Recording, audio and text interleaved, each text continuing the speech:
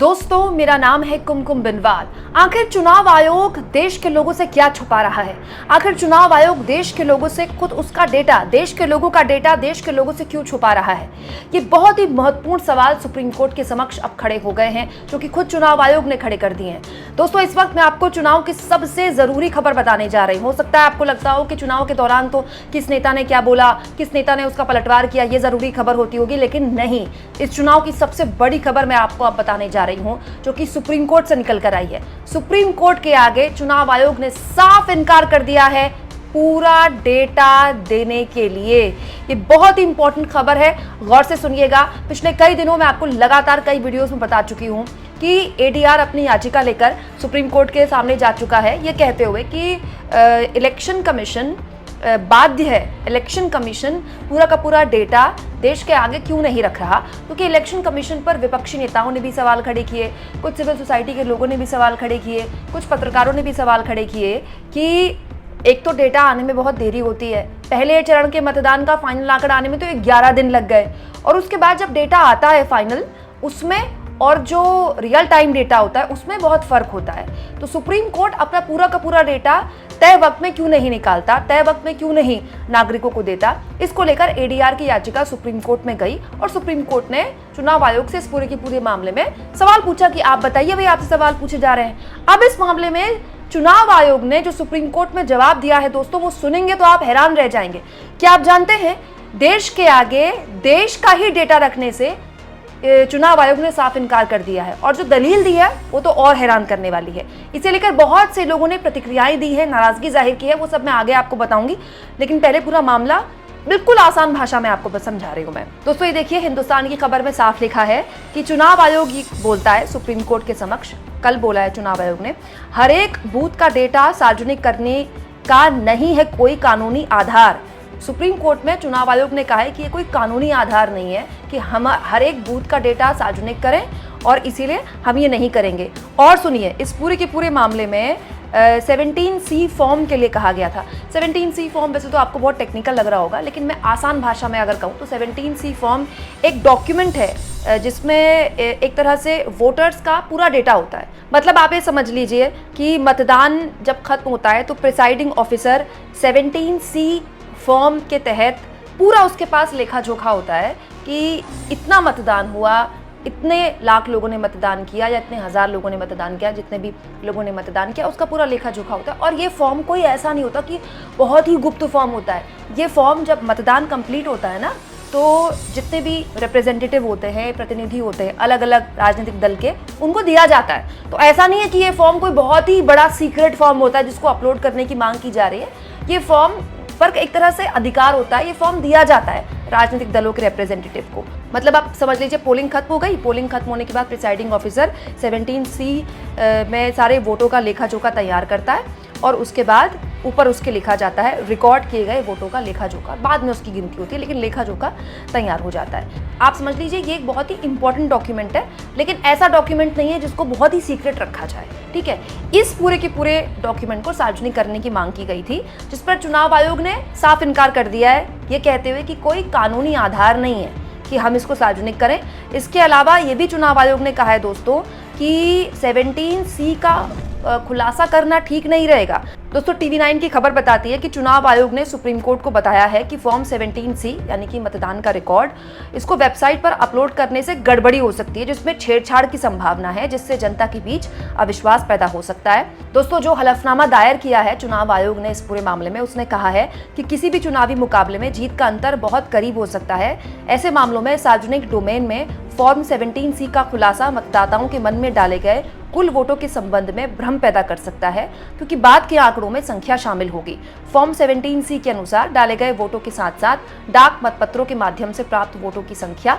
हालांकि इस तरह के अंतर को मतदाताओं द्वारा आसानी से नहीं समझा जा सकता, और इसका उपयोग प्रेरित हितों वाले व्यक्तियों द्वारा पूरी चुनाव प्रक्रिया पर कलंक लगाने के लिए किया जा सकता है। तो ये चुनाव आयोग का कहना है कि वक्त से पहले अगर हम इसको अपलोड कर देंगे, सार्वजनिक कर देंगे, तो इससे लोगों में भ्रम की स्थिति पैदा हो सकती है, जो कि हो सकती है क्योंकि ये चुनाव आयोग का कहना है तो हम उस पर यकीन करेंगे। हालांकि इस पूरे के पूरे मामले में जो प्रतिक्रियाएं आ रही हैं वो अलग तरह की हैं। दोस्तों, आम आदमी पार्टी के बड़े नेता सौरभ भारद्वाज ने इस पूरे के पूरे मामले में चुनाव आयोग की आलोचना करते हुए देखिए क्या लिखा है। ECI is expose the way SBI was expose in electoral bond case. मतलब इलेक्टोरल बॉन्ड के मामले में जिस तरह से SBI एक्सपोज हुआ था, SBI जिस तरह से SBI का पर्दाफाश हुआ था, ECI का यानी कि चुनाव आयोग का भी वैसे ही पर्दाफाश हो गया है। बहुत से लोगों ने अलग अलग तरह की प्रतिक्रियाएं लिखी हैं। जैसे वरिष्ठ पत्रकार राजू पेरुलेकर है, बहुत मामलों में अलग अलग मुद्दों पर मेरे चैनल में भी अपनी राय रखते रहे बेबाकी से। इन्होंने भी ये बात बोली है कि चुनाव आयोग द्वारा हमारा अपना डेटा उपलब्ध कराने से इनकार करना ये समझने के लिए पर्याप्त सबूत है कि हम धूर्त हाथों में हेराफेरी के शिकार हैं। वास्तव में मतदाताओं की पूरी संख्या खुद मतदाताओं द्वारा प्रदान की जाती है, जिसका ट्रस्टी चुनाव आयोग होता है। ECI द्वारा नागरिकों को उनका डेटा देने से इनकार करना विश्वासघात है। तो वरिष्ठ पत्रकार राजू पेरुलकर कह रहे हैं कि ये एक तरह का विश्वासघात है जो चुनाव आयोग कर रहा है डेटा देने से इनकार करने में। हालांकि मैं फिर कह रही हूँ दोस्तों कि इस पूरे के पूरे मामले में अभी सुप्रीम कोर्ट सुनवाई कर रहा है। सुप्रीम कोर्ट में केवल चुनाव आयोग ने हलफनामा दायर किया, ये मामला भी खत्म नहीं हुआ है और सुप्रीम कोर्ट चुनाव आयोग को पूरा पक्ष देगा सुनने के लिए। और चुनाव आयोग ने अगर 17C देने से मना किया है, अपलोड करने से मना किया है, तो आगे वो अपना पक्ष और भी रखेगा। लेकिन ये भी गौर किया जाए कि इससे पहले जब सुनवाई हुई थी तो chief justice of India DY Chandrachud ने साफ शब्दों में कह दिया था कि हम इस मामले में कितने सीरियस हैं, कितने संजीदा हैं, और इतने संजीदा हैं कि अगर ज़रूरत पड़ी तो हम पूरी रात बैठकर सुनवाई करने को तैयार हैं। तो ये भी यहाँ पर गौर जाहिर तौर पर चुनाव आयोग भी कर रहा होगा कि टिप्पणी हल्की नहीं है। और DY चंद्रचूड़ ने जिस तरह से, चीफ जस्टिस ऑफ इंडिया ने जिस तरह से हाल के महीनों में ताबड़तोड़ फैसले सुनाए हैं और उन्होंने हीला हवाली बिल्कुल भी बर्दाश्त नहीं की है बड़े फैसलों में, तो जाहिर तौर में जो चुनाव आयोग के अंदर लोग बैठे हुए हैं वो भी तो अधिकारी ही हैं, ब्यूरोक्रेट्स ही हैं।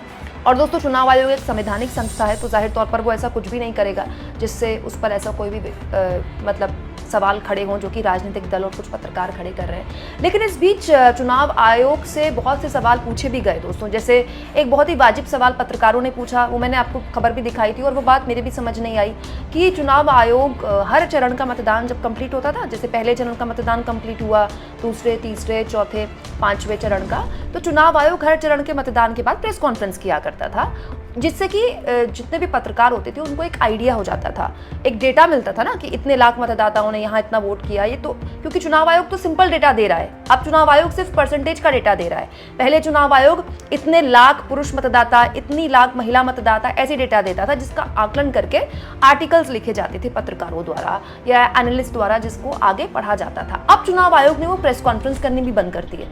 मतलब आप समझ लीजिए 2 महीने पहले जब शेरो शायरी वाली प्रेस कॉन्फ्रेंस हुई थी जिसमें मुख्य चुनाव आयुक्त ने डेट्स अनाउंस की थी लोकसभा चुनाव की, उसके बाद से कोई प्रेस कॉन्फ्रेंस इस तरह की नहीं हुई है जिसमें पहले, दूसरे, तीसरे, चौथे चरण का पूरा डेटा पत्रकारों के आगे रखा जाए। तो पत्रकारों ने खुद चुनाव आयोग को याद दिलाया था चिट्ठी लिखकर कि आप प्रेस कॉन्फ्रेंस क्यों नहीं कर रहे।